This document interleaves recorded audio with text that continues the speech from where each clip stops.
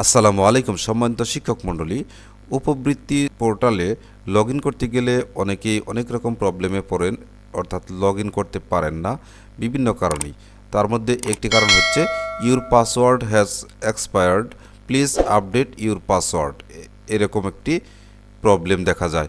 তো এরকম হলে আপনি কিভাবে সমাধান করবেন সে সম্পর্কে আজকের এই ভিডিও। আশা করছি সম্পূর্ণ ভিডিওটি দেখলে আপনি সহজেই এই প্রবলেমটা সলভ করতে পারবেন। তো চলুন মূল ভিডিওতে দেখি। Your password has expired, please update your password, এরকম লেখা থাকলে আপনি কী করবেন, ফরগট পাসওয়ার্ড এই যেখানে আছে ক্লিক করবেন। ক্লিক করার সাথে সাথে এখানে ইউজার নেম অর্থাৎ আপনার প্রধান শিক্ষকের যে মোবাইল নাম্বারটা আছে সেটা এখানে লিখবেন, লিখে নিচে ওটিপি পাঠান এখানে ক্লিক করবেন। আমি লিখলাম, লেখার পরে এই যে ওটিপি পাঠান এখানে ক্লিক করছি।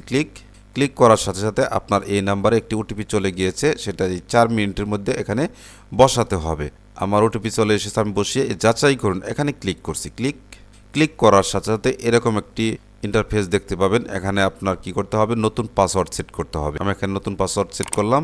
এখন এই যে পাসওয়ার্ড সেট করার সময় এই নিচের নির্দেশিকাগুলো ভালো করে পড়ে নেবেন, অর্থাৎ পাসওয়ার্ড কমপক্ষে 8 অক্ষর হতে হবে, বড় হাতের অক্ষর হতে হবে, ছোট হাতের অক্ষর হতে হবে, সংখ্যা হতে হবে, বিশেষ প্রতীক হতে হবে, ইত্যাদি ইত্যাদি।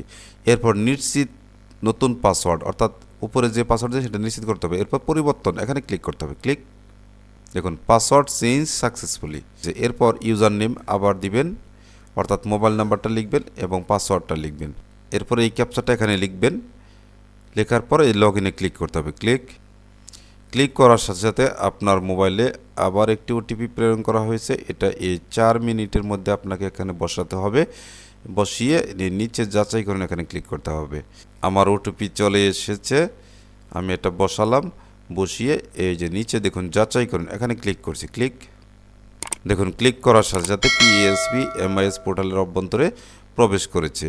তো এভাবে আপনি আপনার প্রবলেমটা সলভ করতে পারবেন। আশা করি বুঝতে পেরেছেন। ভিডিওটি যদি একটু হেল্পফুল হয়ে থাকে তাহলে অবশ্যই একটি সাবস্ক্রাইব করবেন। এই আশাবাদ ব্যক্ত করে আজকের মতো এখানেই শেষ করছি। আল্লাহ হাফেজ।